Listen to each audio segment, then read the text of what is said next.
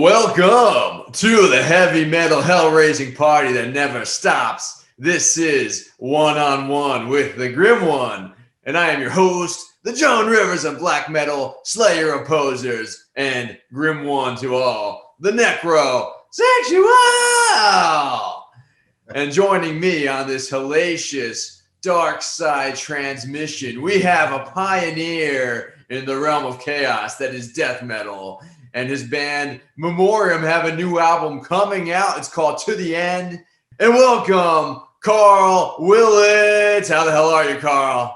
I'm doing very well, my friend. Good evening. It's a pleasure to speak to you from this lonely Brexit island that we live on in the middle of the Atlantic, away from everybody, isolated and cut off from the world. Well, I can certainly relate to that, and I'm glad you're at least sipping on some apple juice as we have this heartwarming, wholesome chat about all things. Absolutely. I'm actually drinking an American beer tonight, actually. Equilibrium Brewery from New York. Very nice. It's called Space Lab Dream. Double IPA at 8% ABV. Very nice. Some extra thick gravity there. For Absolutely, yeah. It's a good way to kick off the weekend. It's a Friday night here in Birmingham, UK, and so yeah, the weekend starts here, mate. Hell yeah! Well, cheers to the Black Country. And hey, life is too short for light beer. You know what I'm saying? Absolutely, yeah. Cut out the middleman, straight in there. Straight to the source, baby. So this is One-on-One with the Grim One, and that means every episode we, of course, will talk about your new music that's coming out in Memoriam with your new album. Good man. With this heavy metal chat, there's something special about metalheads bonding and geeking out over an album that holds a special place in your heart. So tell me, Karl, what is the album that we're going to dissect in this chat? Yeah, I think definitely the album that was inspired me to want to be in a band in the very, very first place. We're going to throw the clock way back into the midst of history, back to '87, to the band that really kind of, like, in my opinion, are the inspirators of all this kind of like this metal for me. This whole course. It's a band called Sacrilege. And the album I want to talk about, or the EP, extended EP, whatever you want to call it, is called Behind the Realms of Madness.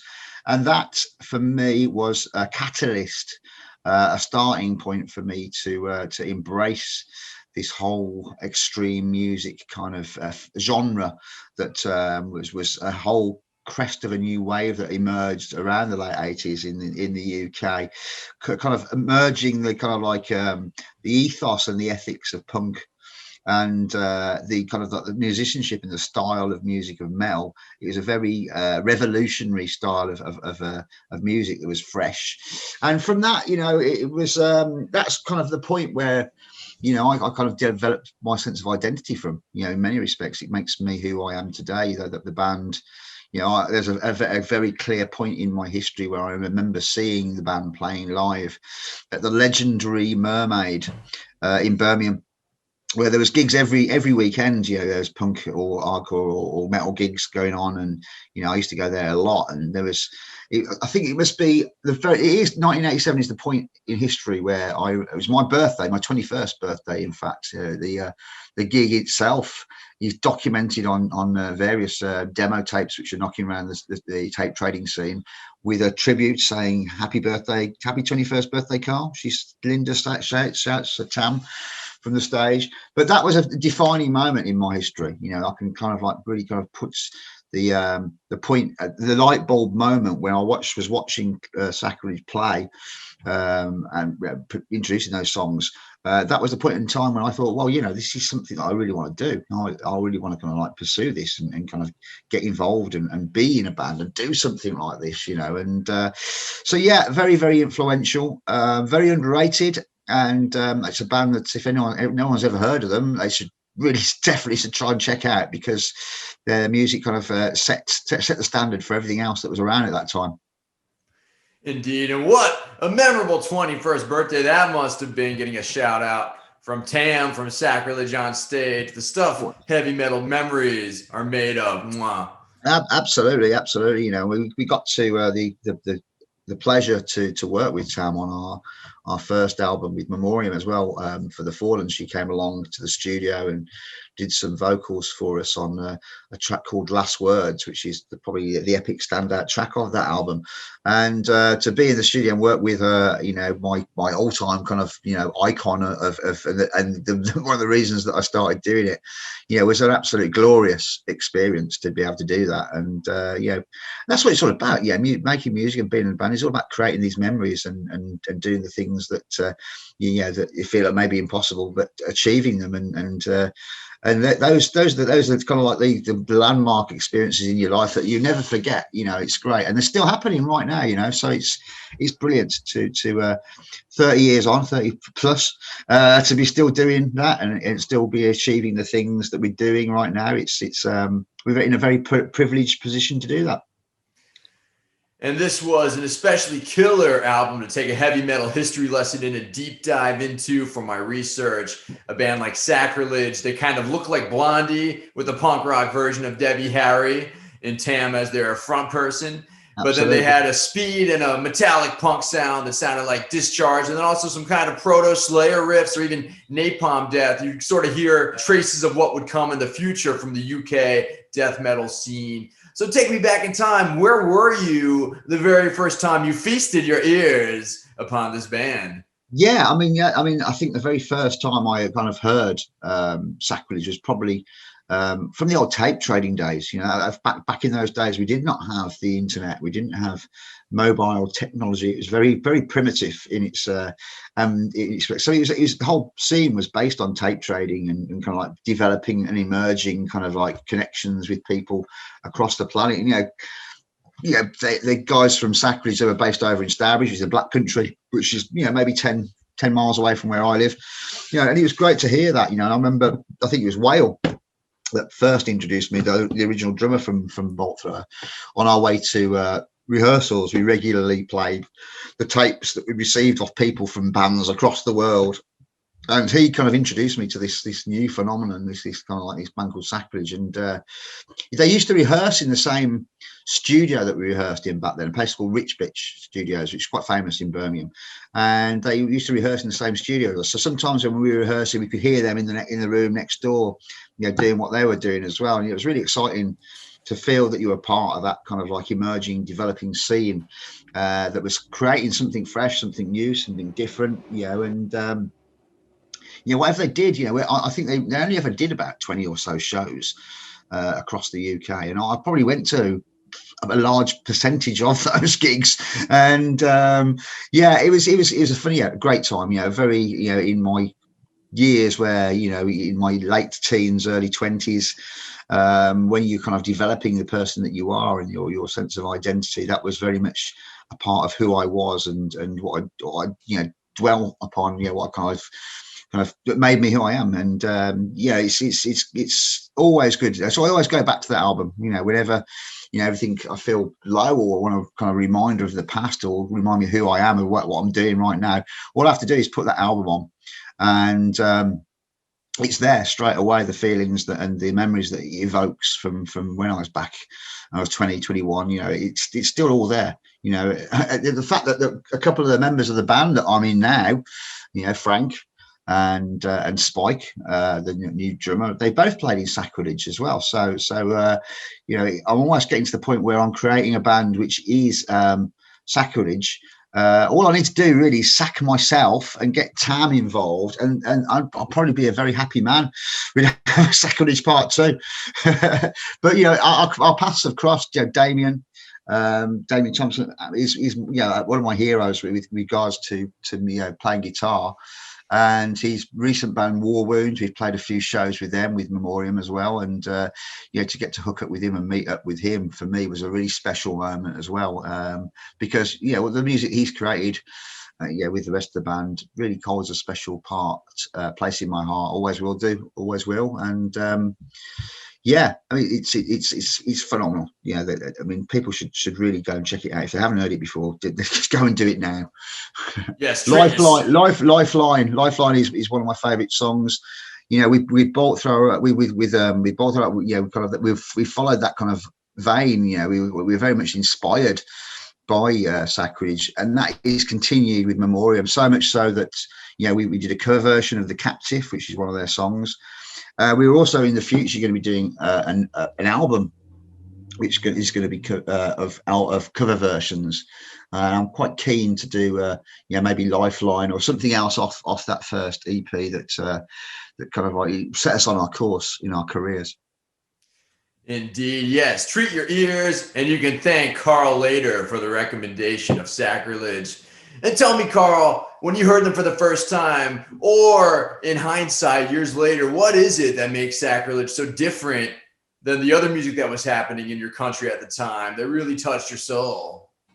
Yeah, I think it was completely the fresh and unique style of how they were playing, and the way they kind of adopted, as I said previously, they adopted that kind of old school punk grind anarcho kind of scene, which was emergent in the UK back then. That's where they came from, but they really embraced this new level of musicianship, you know, inspired by, you know, Metallica and Slayer and all the stuff that we were hearing coming over from America, which was completely new to us. You know, completely different kind of style of what we'd ever heard before. So they were kind of taking on this new level of musicianship, of metal, and kind of combining it with this kind of like punk attitude and ethos, which created something, you know, a completely different spin-off, which is, you know, basically what it's all about, you know, and that is the essence of what Sacrilege is all about to me. And in Memoriam, you have a new song out, Onwards to Battle, a crushing death metal tome. How do you stay inspired to keep the war metal hymns pumping after 3 decades in the game? Yeah, I mean, that's it. The Onwards into Battle has just been released as our first digital single available, and it's a kind of like a bit of a taste of what is to be expected from the full album to the end, which will be released in March 2021, in a few months' time. Yeah, it continues the theme. You know, Memoriam are intrinsically an old school death metal band. That's what we know. That's what we love. That's what we do, and that theme is very much continued in that track, Onwards into Battle. One more time. It's kind of like a tribute to the band in many respects, saying that we're continuing on our track and still doing what we're doing and enjoying what we're doing. After, you know, 35 years in the music industry, we're still managing to achieve something fresh, something different, something new, but retaining the old school sound. You know, it's you know, it retains that lyrical theme that I'm well known for, you know, which is writing songs about war. Something that I can probably do in my sleep, to be perfectly honest. But you know, the album, beyond that, you know, that is the opening track to the album. So it's the introduction to what is going to be introduced to the listener later on. And I can assure you that the rest of the album is very, very different from that. It's very diverse in many respects. There's lots of different tones and textures, and you know, I think we're going to surprise the audience by what we've put out with this new album. It's taking the band up to the next level, and we're very, very pleased the way it's come together, and the general reception that it's received from the press that have listened to it so far is incredible. You know, I'm very surprised at the whenever I ask a journalist, you know, what's their favorite track off the album, they come back with different answers. Everyone I've spoken to so far has come back with a different track, which is their favorite album track off the album, which is great, you know, for me, and it shows the diversity of the songs. We've got some epic slow doom songs on there, you know. We've got some songs with some political content on there, like I'm used to doing. You know, we've got some songs that are about life and getting old and experiencing life in general and what happens, and then we've got songs about war, which I've always done. So there's a whole wealth of content of lyrical inspiration on the album, and musical styles are varied as well. You know, there's a track on there that's very, very influenced by Killing Joke. There's almost a kind of industrial kind of metal kind of edge to it. You know, mass psychosis, which a lot of people are finding very as much as their favourite. In fact, a good friend of ours, Shane Embry from Napalm Death, came down to the studio while we were down there, and we gave him a playthrough of what we recorded to that point, and he highlighted that as his favourite track and said, yeah, that should definitely be a single. And it's very, very different from every other song that's featured on the album, and potentially very, very different from any other song that we've ever recorded in the past as well. So I'm very excited about the prospect of releasing this new album. It's going to be interesting to see what kind of reaction it receives. What do you think makes for the perfect death metal song? There's so many different variations and styles that bands do out there, and that's really what contributes to the strength of the scene, the death metal scene, is the fact that there's so many different types of bands doing so many different types of music, which makes it a really, really strong genre to be involved with. For us, we are very much at that point in our careers where we are, we concentrate on the groove and the mid to slow tempo. I think the fast grind intensity is behind us now, because we got to that point in our lives where we're too old for that now.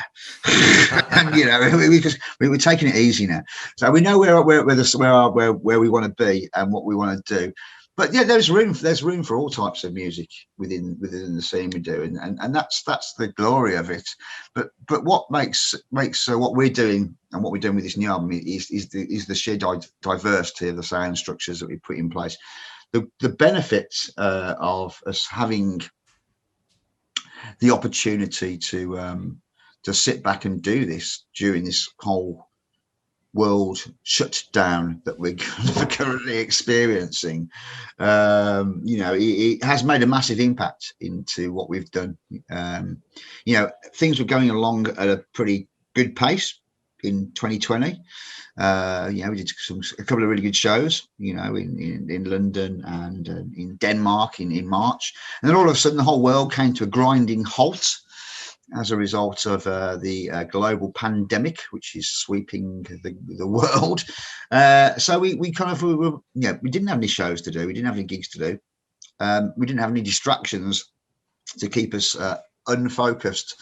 So we spent all the time throughout 2020 focusing on getting this new album together, which I think it shows as well. I think this time round with this new album, we were very well prepared in advance. I kind of managed to write the lyrics in advance, which is a first.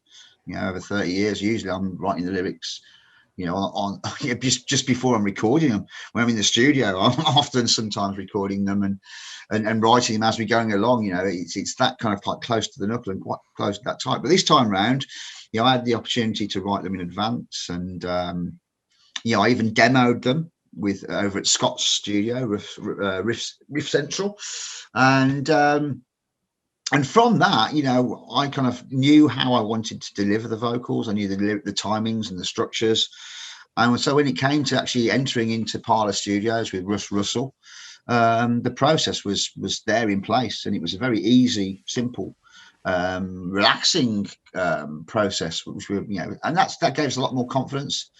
And I think that's resulted in the album that we've got. It comes across very clearly that this album is a very big progression on what we've done previously. We could have very easily have rested on our laurels and produced another album very much like the last album, which went down phenomenally well, Requiem for Mankind.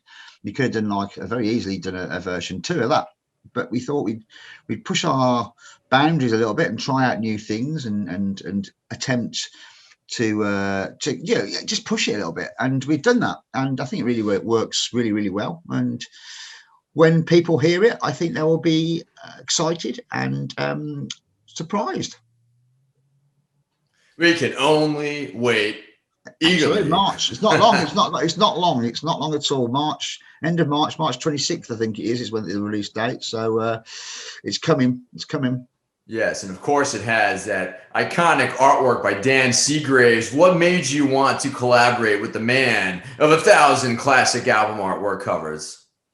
Well, Dan's the man, and at the end of the day, he's the man that sets the standards. And You know, we when we first started out as a band, yeah, we all sat down and at a meeting before we even had our first practice, and we said, well, you know, what do you want to achieve from doing Memoriam? And one of Scott's ambitions on his bucket list was to get an album cover done by Dan Seagrave. So obviously Frank had worked with Dan previously with Benediction. So he approached him, asked him if he'd do a cover for us, and he did. You know, and as a result of that, he kind of contributed and did 3 album covers, which were each in their own right glorious for the first 3 albums that we did with Nuclear Blast, and hence the first trilogy was in place. And it came to this new album. You know, we've signed to a new record label. We're now on a company called Reaper Entertainment, and we were deciding what to do. You know, we kind of after we finished this trilogy of albums, we kind of at a point where where do we take this concept? What do we do now? And it was not until probably August time where we kind of came up. I came up with this concept of developing this whole idea of exploring the central figure, which was on the first 3 albums. This kind of like figure that was the dead kind of like leader, which is in the coffin. I thought, well, it'd be great to experience or explore his life, you know. And so the Death trilogy has now become the Life trilogy. So we were contemplating doing 3 albums, exploring this kind of like the life cycle of this kind of like this kind of like this figure, which is behind me there in the background. Indeed, the circle has come full circle. Absolutely, full circle. Yeah, absolutely. It's my kind of George Lucas moment when I'm doing a prequel, and yeah. So it was quite late in the day when we kind of finally came together with this kind of suggestion of what we're going to do and a concept visually to create it. And we approached Dan and said, look, you know, we've got this idea that we want to do for the next album. This is what it is. You know, we want this kind of like figure has been central, leading his troops into battle, very much alive. But we need it in 8 weeks' time. Can you deliver? And luckily, he managed to rearrange his schedule around our requirements and fitted us in. Juggled his workload because he's very busy. Obviously, you know, he's got a lot of demand for his services. But he managed to schedule us in, and he's delivered, you know, what I think is possibly, you know, my most favourite album so far to date, you know. And we've got some ideas moving forward. We've delivered this, we've recorded this, you know, it's been released in March. So now at this point, we're already starting to think about what we're going to do for the next album. You know, we're moving forward. We're very much a band that doesn't dwell on the past. We kind of like to move forward at a fast pace, as has been documented in our, you know, 4 albums in, you know, nearly 4 years that we've done. So yeah, we continue, and to be part of that process of working with Dan is incredible because you know, to see the ideas that you got in your head as an idea and you convey them as a design brief to Dan in a couple of paragraphs, and for him to then transpose those ideas and create what he does with the artwork, it's amazing to be a part of that, you know. And you see it develop from initial rough sketches to when he starts inking it with the colors to the final products, and to be part of that creative process is great. Yeah, it's really exciting. It's exciting to be part of that process. And you mentioned being an old school death metal guy through and through, focusing on the groove. So I'm curious, 20, 30 years ago, did you ever think that in recent times, like 2020 and beyond, there would be such a popularity of old school death metal to the point where so many bands, I hear huge chunks of Bolt Thrower, so many bands, I hear huge chunks of Bolt Thrower influence. So does that surprise you at all? Well, in a way, yes. But when we were back to when we first started out, you know, there's no kind of idea or concept of longevity in what we were doing. You know, we were just living for the moment and doing what we were doing because we enjoyed doing it. And yeah, pretty much we retain that kind of like essential kind of like focus now as well. You know, it's just we do what we do because we enjoy doing it. It's great to see that what we have created and the heritage that we've made in the past is drawn upon by other bands and developed and molded into something that's kind of relevant to them and the scene that's going on today. It's great to see that. Very proud of being part of that, and it's exciting and interesting to see that the death metal scene and metal in general is very much alive today and continues to be relevant in the world. And that's really because each generation that comes along, I think, kind of brings its own kind of ideas to the scene and develops it in their own way and creates a kind of like subgenre or a style of music which is something that they can relate to and something that they class as their own. What I'm trying to say here is that each generation does something different, which kind of in a way sometimes alienates the generation that's gone before them. In particular, maybe to a certain extent for me, an example of that is black metal. I was never really a huge fan of black metal, and I didn't, because I'm pretty much in that earliest scene from the 80s and the death metal scene emerging. And in a way, black metal was a reaction to that. It was something that the next generation of people came along and brought along to, and that was their thing. It was something that they formed their sense of identity from, and was something that they belonged to. And for me, that was something that I couldn't relate to because it wasn't my thing. It was something that was different.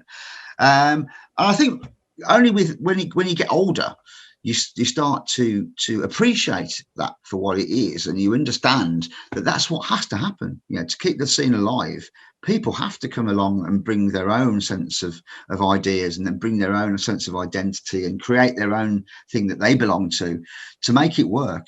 And that's why metal is so much alive today, without these changes, this constant evolution and changes, whether you like it or not, it doesn't matter. It's not about that. It's about the whole scene in general. And that's what makes it so vibrant, is the fact there's so many different types of genres and subgenres within metal that keeps it constant, keeps it pushing forward. And it's great to see that, certain bands draw reference to things that have happened in the past in order to create something new and something that's fresh and something that belongs to them. And I'm very proud to be part of that, and long may that continue. I think all it ever will do is continue, and that's a great place to be. And that's really why I can still continue doing what I'm doing, because of all the changes that can constantly occur as well. There would be no death metal scene now if it hadn't evolved and developed and pushed on, and there wasn't that kind of sense of reference to the past, which is where we're from.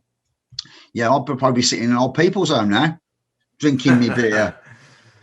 And I'm certainly glad that you've come to appreciate the over-the-top characters and ridiculous theatrical costumes found in the black metal genre. Absolutely, yeah. I mean, that's it.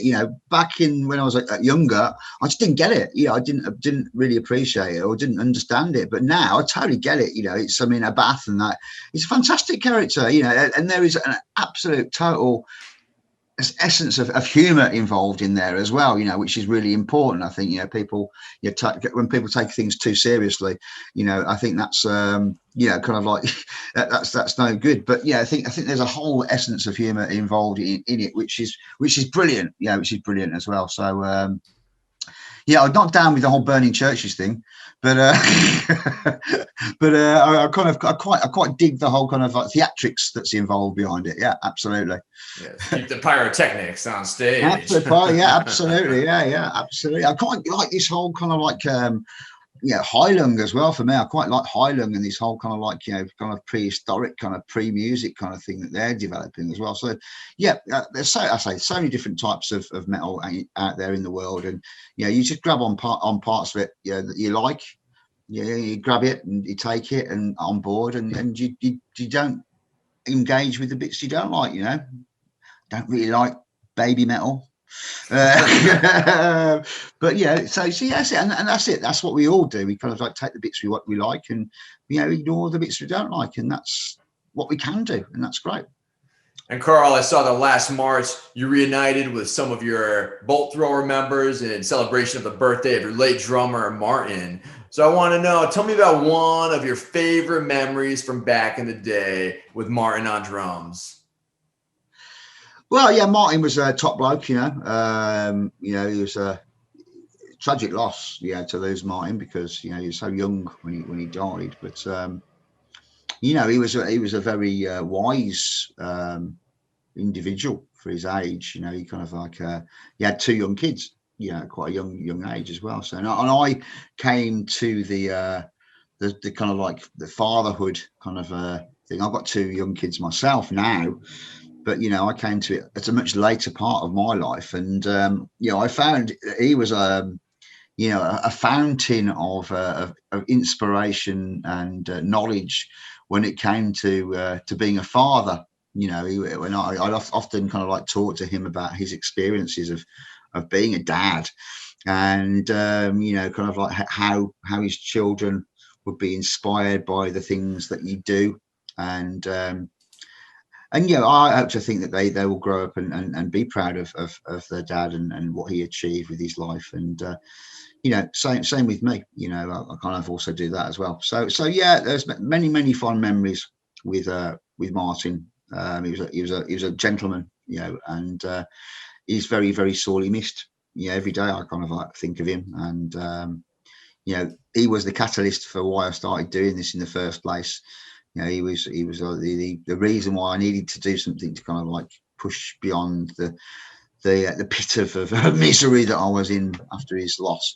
But life goes on. It's sad to say. It is what it is. We should all kind of grow from the experience of losing the loved ones around us. We all do. That's what we all do every day. We learn to accept the loss, and we must all celebrate our lives through death metal. That's what we do.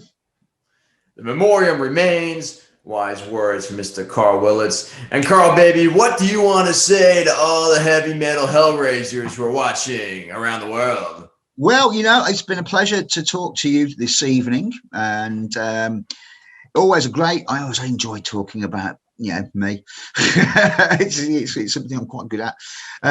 So I'd like to take the time to say thank you very much to everyone for listening to this interview, and I wish you all much joy and a healthy, hopeful 2021. Who knows what the world is bringing to us in this year. We've all lived through COVID and the way it's affected us all physically, mentally, and socially. So let's all pull it together.